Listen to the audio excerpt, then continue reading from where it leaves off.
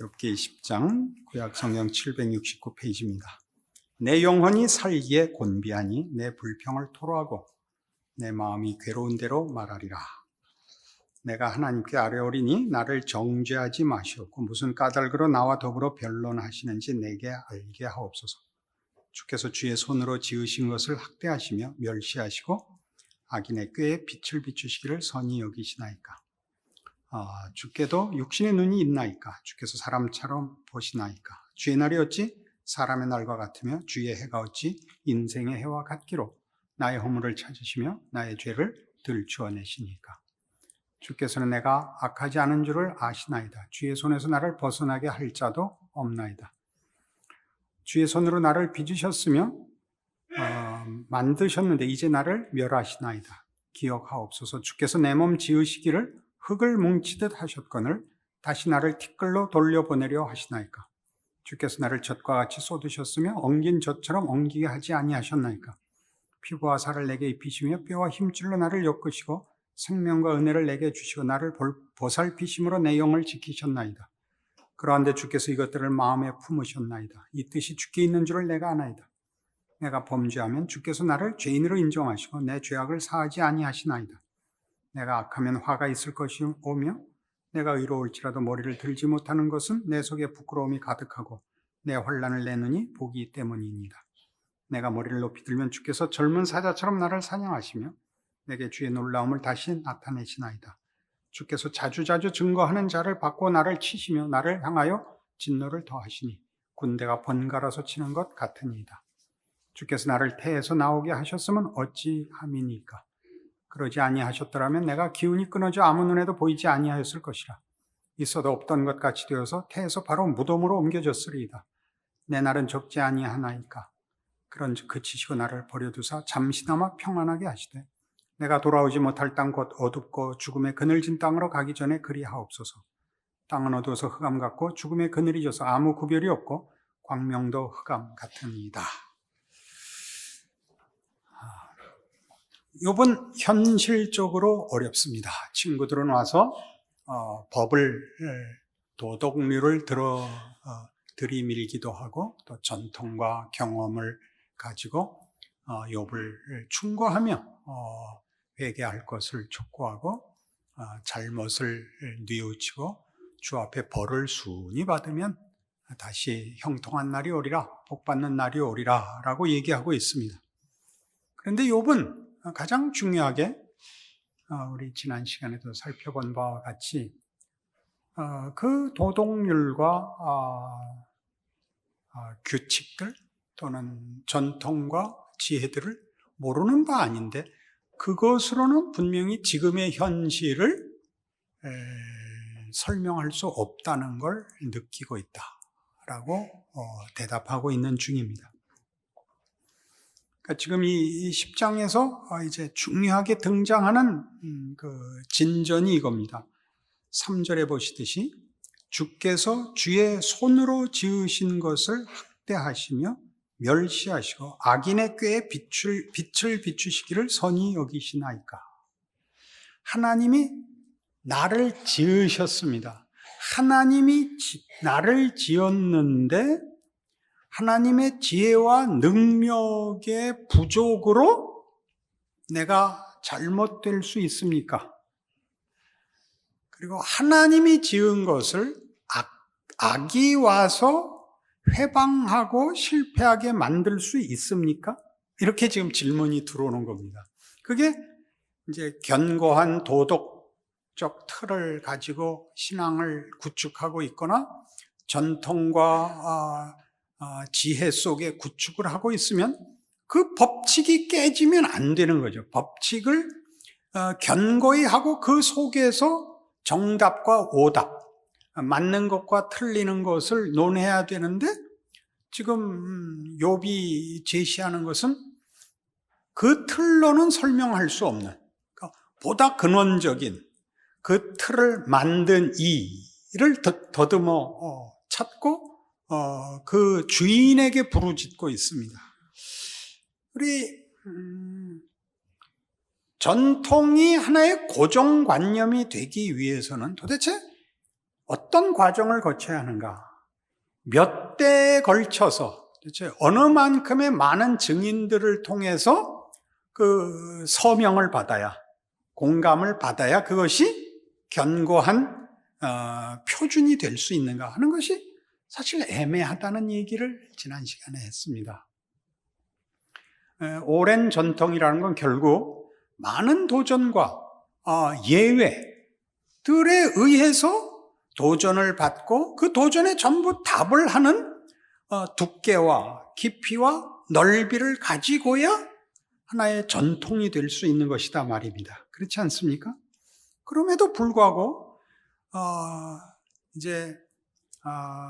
이 빌닷이 얘기하는 바와 같이 너는 오래 살아야 70이고 하나님은 영원한 분인데 어떻게 네 경험으로 하나님의 뜻을 다 이해하고 분별하고 비평할 수 있단 말인가? 라고 전통의 시간성을 가지고 무게를 두었듯이 이제 욥 자신도 자신이 시간적으로 짧은 경험 속에 있다는 걸 고백을 합니다. 그러나 그런 전통들은 어느 만큼의 시간, 어느 만큼의 경우들의 조합으로 완성됐느냐 하는 문제를 제기함으로써 지금 내가 가지는 어떤 예외, 특별함이 지금까지의 전통의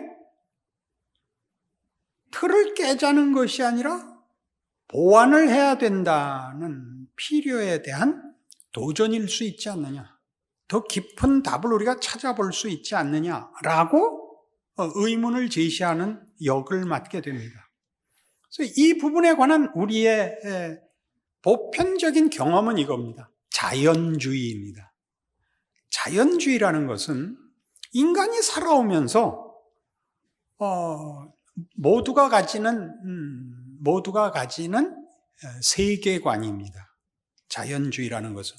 자연주의란 뭐냐면 현실입니다. 인과율의 법칙에 의해서 움직이는 현실입니다. 세상이죠. 해는 동쪽에서 뜨고, 그죠? 겨울은 춥고, 여름은 덥고, 비가 많이 오면 홍수가 나고, 비가 안 오면 가뭄이 든다. 자연주의입니다. 그것은 인류가 살아온 지금까지 언제나 동일한 규칙 속에서 움직이고 있기 때문에 특별한 예외들을 만나지 않으면 우리 같이 기독교인이 된다든가 뭐 어떤 다른 무슨 일들이 생기지 않는 한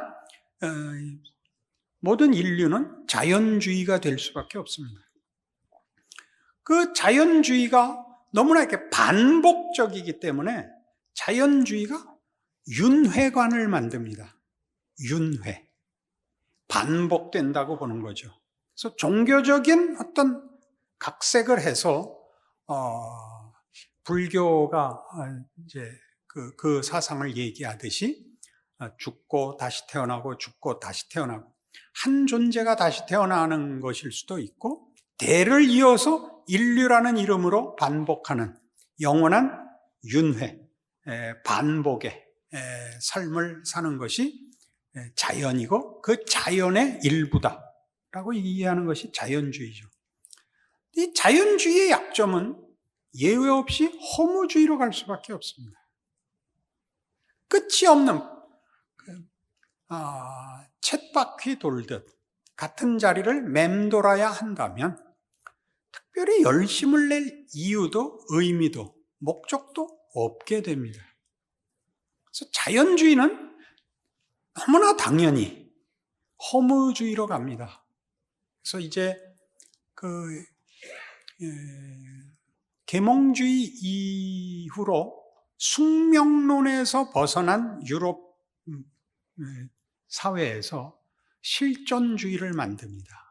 실존이라는 말과 실존주의는 조금 다릅니다. 실존주의란 뭐냐 하면 이 허무주의를 깨기 위하여 인간의 고유한 권리를 주장하는 것입니다. 인간의 고유한 권리란 선택권입니다. 그래서 모든 경우에 선택권은 나에게 있다. 그래서 그 선택이 옳으냐 그르냐를 떠나서 선택을 내가 한다는 데 의미를 두는 이 허무주의로부터 탈출하기 위하여 몸부림친 하나의 그런 사조가 있습니다. 대표적인 사람은 사르뜨르입니다. 그러니까 자기 마음대로 살았죠. 선택을 중요시해서. 그것이 옳으냐 그르냐라는 것은 자연주의 속에서 없으니까 오직 자연주의의 허망함을 깨기 위한 인간의 가치를 확인하는 거부권만 있는 것이 실존주의가 됐습니다. 여기서 가장 중요한 것은 그것이 전부 이런 자연주의가 대표적으로 그렇듯이 법칙이 궁극적 권위라고 생각하는 데서부터 이 문제를 제대로 풀지 못하게 됐다는 사실입니다. 그러니까 규칙, 법, 도덕, 전통 어느 것도 그것이 하나의 규칙이고 법이고 틀에 불과하다는 것을 깨닫는 것이 가장 중요한데 그걸 깨달을 수 없는 것은 우리가 하나님을 쫓아 올라가 만날 수 없는 탓입니다. 기독교인들의 행복은 이런 모든 것이 하나님의 손 아래에 있다는 사실이죠. 자연이 하나님의 통치하는 영역이요. 은혜를 베푸시는 그런 현장이라는 사실입니다. 그것은 냉정한 법칙의 얽매인 기계적인 반복, 순환이 아니고 하나님께서 일하시는 장소요, 기회요, 축복인 것입니다. 우리가 구약의 율법에서 보는 가장 중요한 내용은 법으로서 하나님이 우리에게 요구한 것은 하나님이 도덕성을 가진 분이라는, 그리고 우리에게 도덕성을 요구한다는 것이지 도덕이 전부라는 얘기를 하고 있지 않다는 사실입니다. 그래서 그 복음서에 나타난 대로 어떤 사람이 율법사가 예수님께 어느 계명이 가장 큽니까? 라는 질문에 대하여 하나님을 사랑하고 네 이웃을 내 몸같이 사랑하라 라는 답이 주어지는 것입니다. 법이 하나님의 한 성품을 나타내는, 하나님이 기뻐하시는 당신의 속성을 드러낸 계시이지 그것이 유일한 틀이 아니라는 것을. 왜요? 하나님 자신이 주인이시기 때문에. 하나님이 일하시는 방법, 준 선물이 궁극적인 것이 아니라 하나님 자신이 궁극이시죠. 그것이 이제 욥에서는 욥을 믿음의 화신이라고 안 그러고 인내의 화신이라고 배웠습니다. 정말 인내의 화신이라는데 욥은 인내의 화신이 아니라 믿음의 화신입니다. 왜냐하면 그는 이 틀을 깨고 있기 때문입니다. 분노하고 있지만 하나님을 만나자는 겁니다. 친구들은 뭘 하자는 겁니까? 틀을 갖고 오는 거죠. 계속 틀에 맞추죠. 도덕률, 전통, 틀에 사람을 끼우려고 하고 욥은 계속 그 위에 계신 인격자를 만나자고 하는 겁니다. 이 10장이 전부 그 얘기죠. 하나님 만나 주십시오. 궁극적 권위가 하나님께 있습니다. 틀이 아닙니다. 틀로 사람을 다 묶을 수 없습니다를 자기도 모르게 알아나가기 시작하는 것이 욥기인 것입니다. 재미있습니까? 억지로 하는 대답인 줄 알고 있습니다. 그 10장 8절을 보십시오. 주의 손으로 나를 빚으셨으며 만드셨는데 이제 나를 멸하시나이다. 기억하옵소서. 주께서 내 몸 지으시기를 흙을 뭉치듯 하셨거늘 다시 나를 티끌로 돌려보내려 하시나이까? 이런 겁니다. 하나님, 그렇게 애써서 만들어 놓고 그냥 없애버리겠다고요? 하나님은 그런 분이 아닙니다. 하나님 일하심에 후회가 있을 수 없습니다. 그죠? 우리 로마서에 나오는 얘기 그대로죠. 하나님에게는 후회하심이 없습니다. 하나님이 하신 일에 실패나 번복이나 포기가 없으십니다. 그분이 하나님이십니다. 욥이 거기까지 오는 겁니다. 하나님, 이런 일이 있을 수 없는 것은 내가 옳다는 얘기가 아니라 하나님이 그러실 수 없음을 내가 압니다. 라는 데까지 오는 겁니다.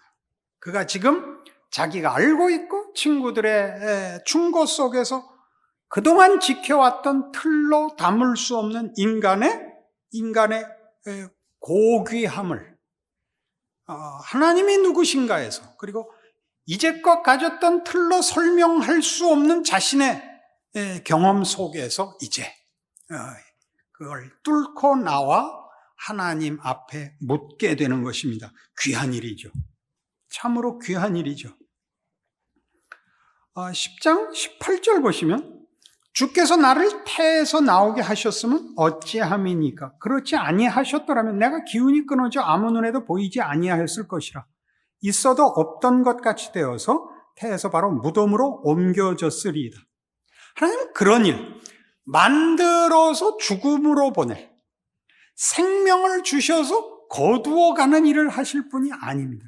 생명을 주셔서 생명을 무성하게 하고 영광되게 하셔야 하나님이시고, 하나님의 창조물로서 인간은 그런 존재로 부름을 받은 것이 맞습니다. 이 도덕률과 전통과 어떤 관념으로 묶일 수 없는 인간의 본연의 어떤 가치를 자각하기 시작하는 것입니다. 안 놀라시는군요.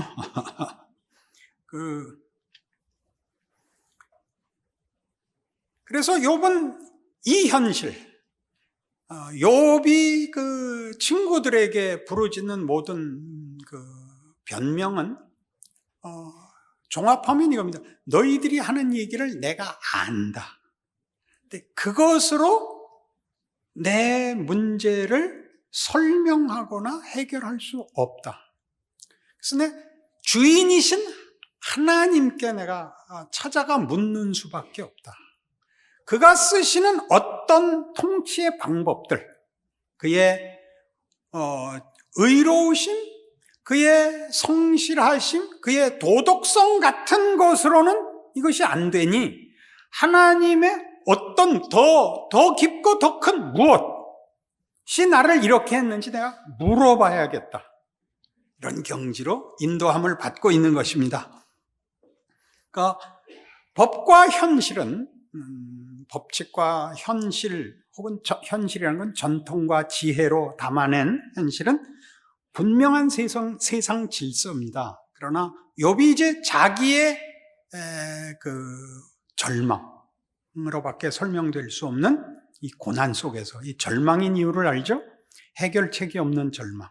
이유를 알 수 없고 말이 되지 않는, 설명할 수 없고 답을 찾을 수 없는 절망 때문에 하나님 앞에 뭘 부르짖게 되느냐 하면, 인간은 망하도록 창조됐을 리가 없고 창조가 망하는 걸 목적으로 창조될 수가 없고, 하나님이 영광과 승리를 위하여 만드셨다면 하나님에게 해결책이 있을 겁니다. 제가 알고 있는 것으로는 지금 답이 없습니다. 지금 있는 것으로 답이 되지 않는다면 하나님께 다른 답이 있을 것입니다. 욥이 믿음의 의인인 이유가 여기 있습니다. 법칙 아래 묶이지 않고 하나님을 계속 찾아나간, 하나님 앞에 하나님께만 답이 있다는 것을 본인이 적극적으로 시작한 것이 아니라 궁지에 몰려 이제 하나님 외에는 여기에 답을 줄 수가 없다는 부정적이고 절망 때문에 시작한 아우성으로부터 시작하여 서서히 긍정적인 자리로 인도함을 받게 된다는데, 우리가 늘 욥을 인내의 화신이요 믿음의 사람이요 라고 하는 그 별명의 이유가 있는 것입니다. 우리는 성경을 볼 때도 성경 말씀이 그 하나님의 말씀이니까 이 말씀을 우리에게 적용할 때 연역적 방법을 씁니다.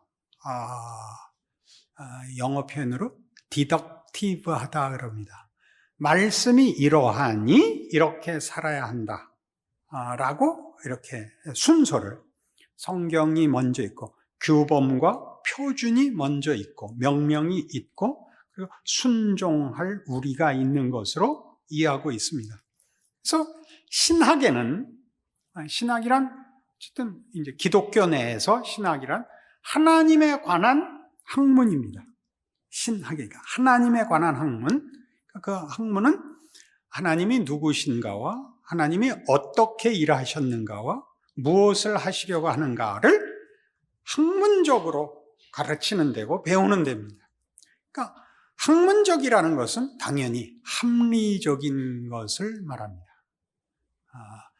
인간 사회에서 학문을 한다는 것은 합리적으로 하는 수밖에 없습니다. 논리적으로 할 수밖에 없습니다.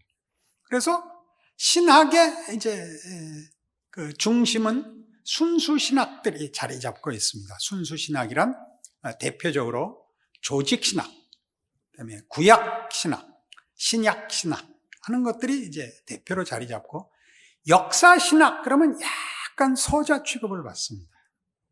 순수 신학이 아닌 것으로 역사 신학이란 교회사입니다. 그다음에 이제 그 서자의 사둔의 팔촌이 실천 신학입니다. 실천 신학은 제가 하고 있는 설교학, 상담학, 교육학 이런 것들은 이제 서자입니다. 그러니까 이렇게 그 연역법적인 데에서 그를 응용하거나 실천하는 방법론 정도로 치부되는 것입니다.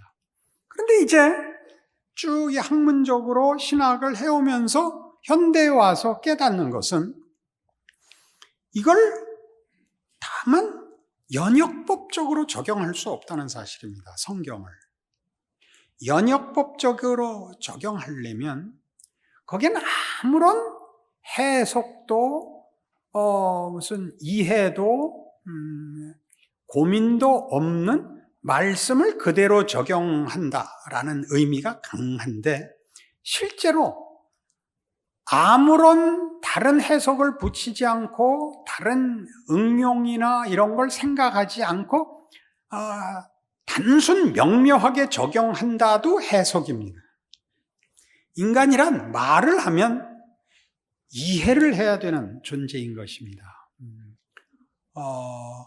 오른쪽 눈을 달라고 하면 왼쪽 눈도 주라. 가만히 있자. 그런 말씀은 없잖아요.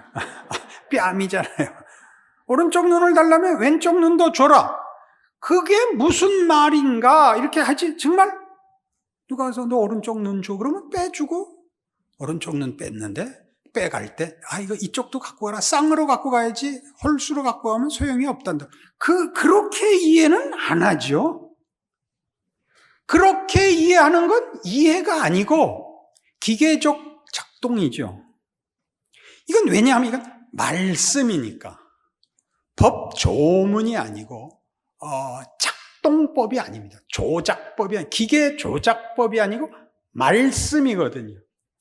그래서 그게 무슨 말씀인가를 우리가 이렇게 이해했는데 살아보니까 그게 말이 안 되더라 해서 성경을 이해하는 도움을 주는 신학의 한 장르가, 그래서 한 과목이 교회사라는 게 생긴 겁니다.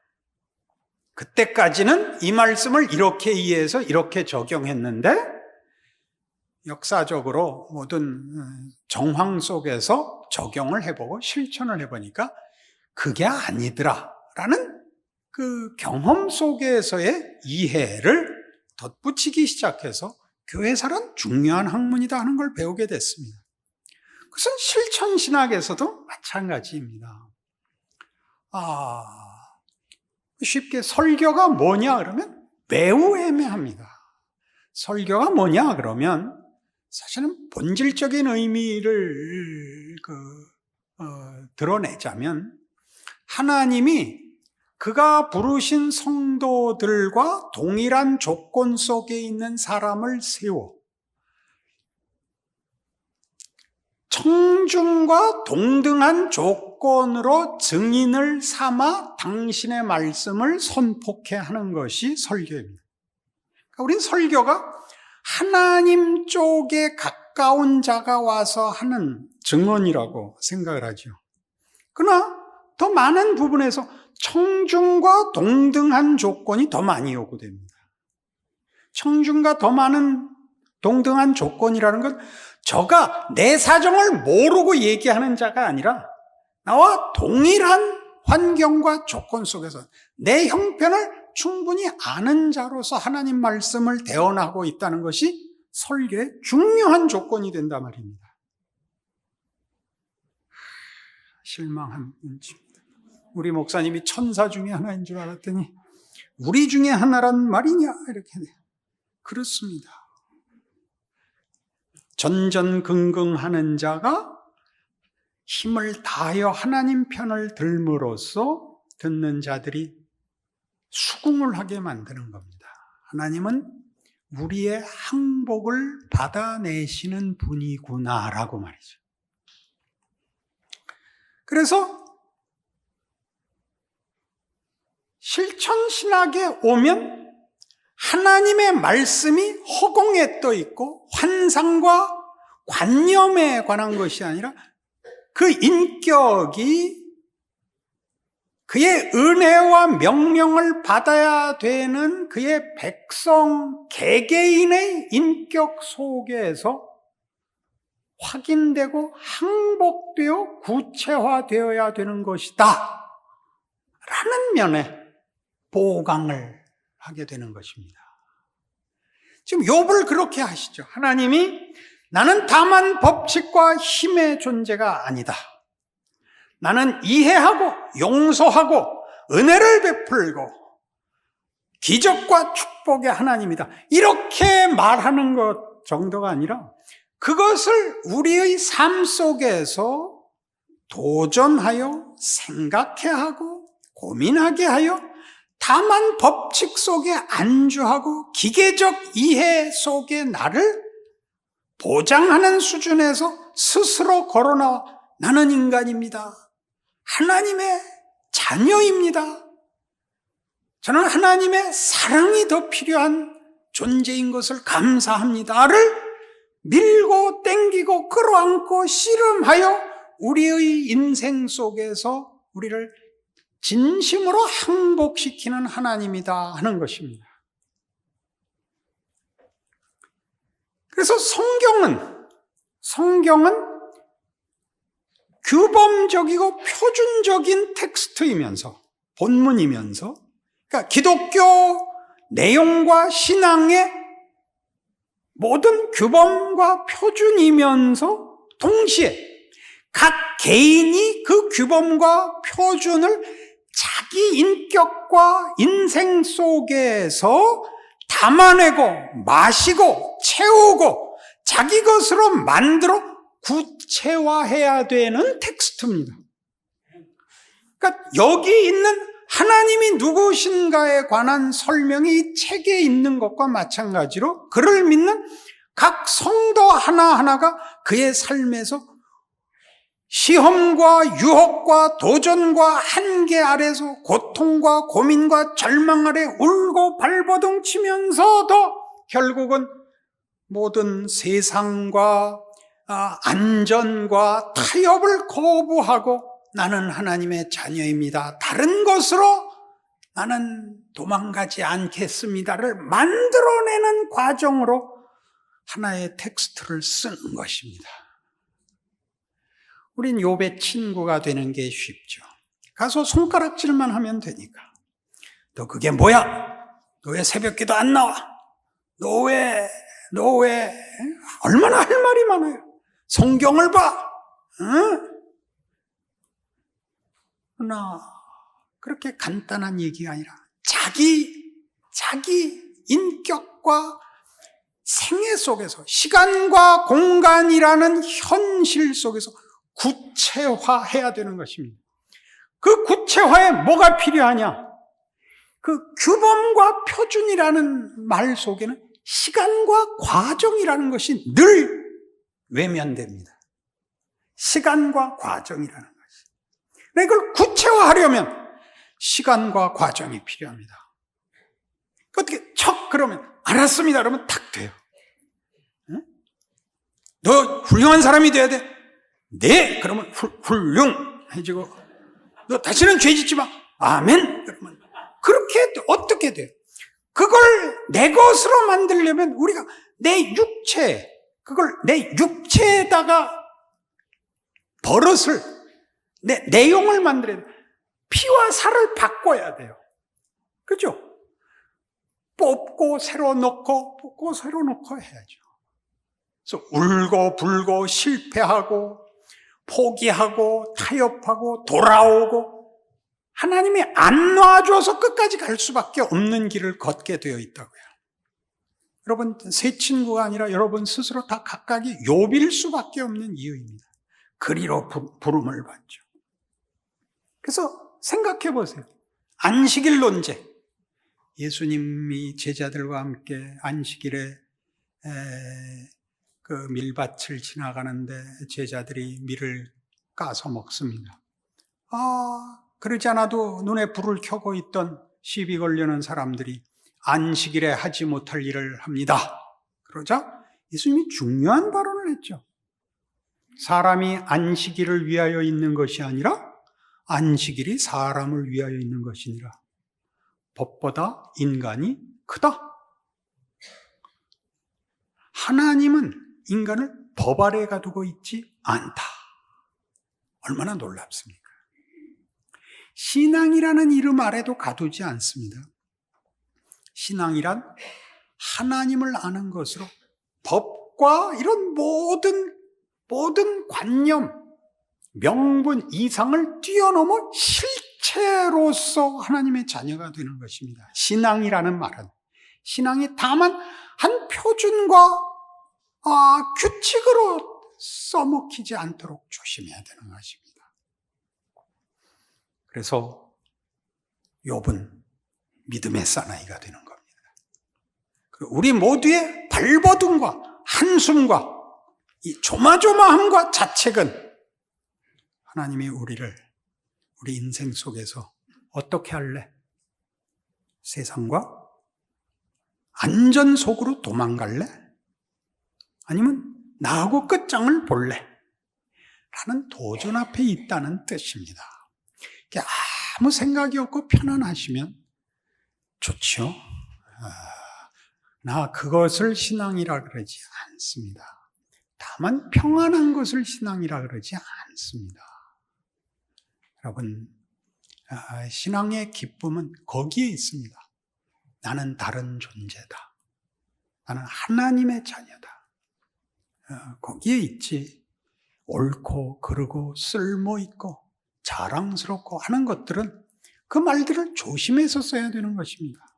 하나님과 연결해서 쓰지 않으면 그 단어들이 하나님의 손 아래 있는 줄, 그리고 하나님과 가까워지는 방법으로 요구되지 않고 하나님을 대신하는 것으로 되어 있는가 늘 물으셔야 되고, 여러분의 인생에 아무런 보상과 보장이 없는 것이 여러분이 덜 중요해서가 아니라 하나님이 쉬고 계셔서가 아니라 일하시는 증거라는 것 기억하시는 오늘의 말씀이기를 바랍니다. 기도하십시다. 하나님 아버지, 생각해보면 하나님이 쉬신 날은 없습니다. 주께서, 우리 주 예수께서 고백하신 것까지 아버지께서 일하시니 나도 아직 일한다 하신 말씀대로 아버지께서 일하고 계십니다. 우리를 사랑하시며 인도하시며 같이 하시며 우리 영혼에 발언하고 계십니다. 우리는 늘 도망가고 하나님 찾을 일 없게 해 주십시오라고 기도합니다. 무엇이 복된 길인가 오늘 보게 하옵소서. 주께서 일하시고 찾으시고 흔드시고 깨우시는 줄 알아. 하나님의 자녀라는 영광과 명예 앞에 자신을 내어놓는 믿음의 항복과 열심과 진정을 바치는 고민과 기도가 있게 하여 주시옵소서. 예수님 이름으로 기도합니다.